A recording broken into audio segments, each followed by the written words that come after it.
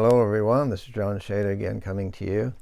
I wanted to talk real quickly a little bit about a portion of scripture in Matthew chapter 22 verse 34, 5 in there.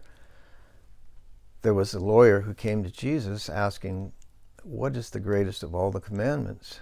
And Jesus said, love the Lord your God with all your heart, soul, and mind.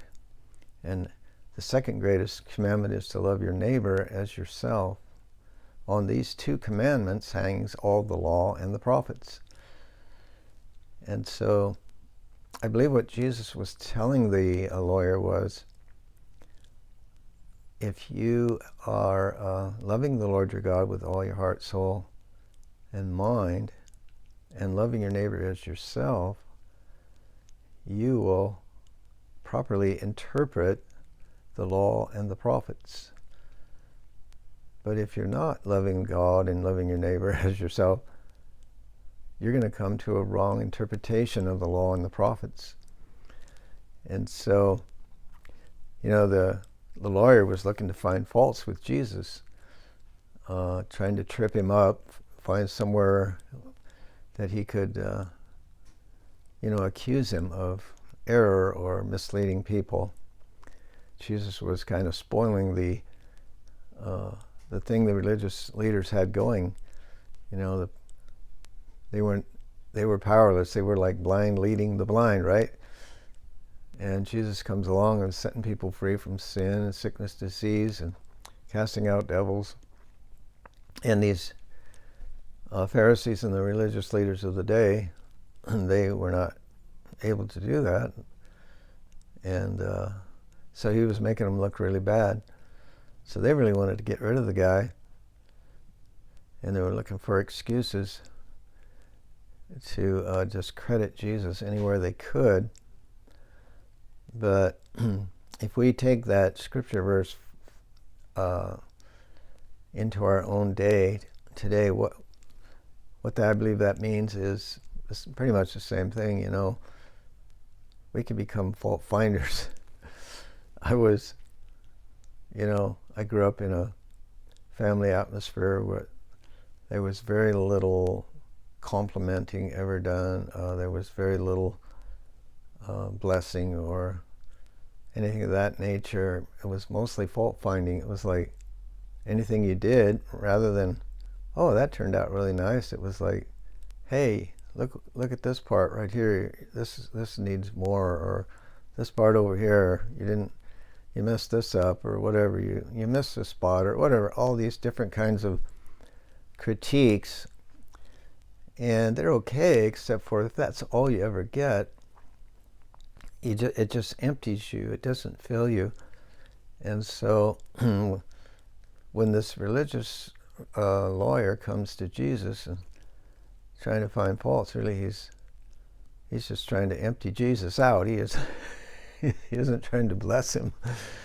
And so we can become fault finders, and we can go around looking for the faults in people and looking for the faults in ourselves. And really what a fault is? It's a void. It's a place of emptiness, and it's a place that needs to be filled. And so Jesus is saying, hey, I want all your faults to be filled with the love of God.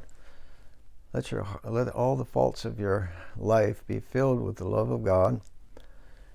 And then you'll become perfect. You'll have no faults, because they're all filled up with the love of God.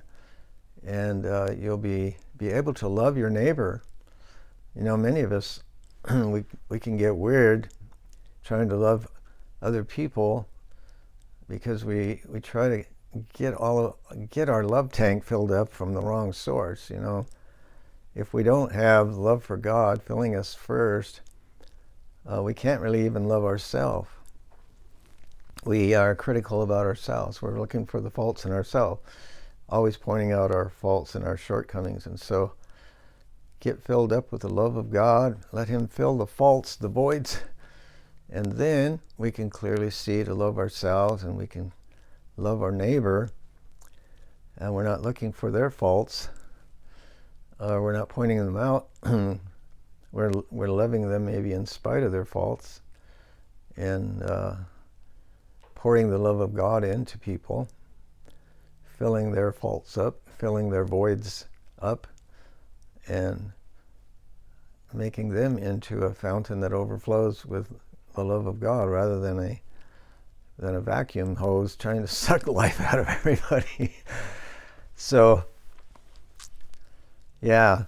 So when we actually, if we don't have the love of God in us, and the overflow of His love coming through us, when we try to love someone else, actually we're just a sucking sound trying to get something to fill that void that should have been filled by God. And so when I say things can get a little weird if we don't have the love of God in us overflowing, that's what I'm referring to, that we could really see people as a place to have our needs filled rather than God. And because love is more giving than it is receiving. I know that there is a certain amount of receiving and giving, but anyway, there were a group of people who came to stand before Jesus in the final day, and I believe they were expected to be rewarded. And Jesus said, "Depart from me, I didn't know you." And they said to him, "We cast out devils in your name, and we healed the sick in your name. Why are you saying, 'Depart'? I never knew you." And Jesus didn't argue with them and say, "No, you didn't cast out demons in my name. You didn't do anything in my name." He just said, "I never knew you." And I believe what Jesus was saying was, those people never developed a love relationship with Him. They were out there doing the works of God. They were doing their best to, they had the gifts. God gives gifts to people, and they had gifts of healing, gifts of being able to deliver people from demonic oppression and so on. But if they didn't have the love of God, they didn't have an intimate love relationship with God, then they were getting their needs met through ministry. Ministry, it can be rewarding, but it was never meant to take the place of a love relationship with God. And so I believe it's possible that these people were working the works of God, but they didn't have the love relationship with God that was filling their inner beings, and it was being the fulfillment of their heart's desires. God wasn't the fulfillment of their heart's desires. Their ministry was. Their ministry to people. And it got a little weird. And so they were, ministry could become an idol. Meeting the needs of people. It's rewarding. It's fun. It's it's nice to have people love you and then see them be so happy when they're healed and all this kind of stuff. But Paul said, if I have faith to move mountains, if I have all knowledge and all understanding, and I could interpret the deepest mysteries of God, he said, but if I have not love, I am nothing. I am nothing but a clanging cymbal.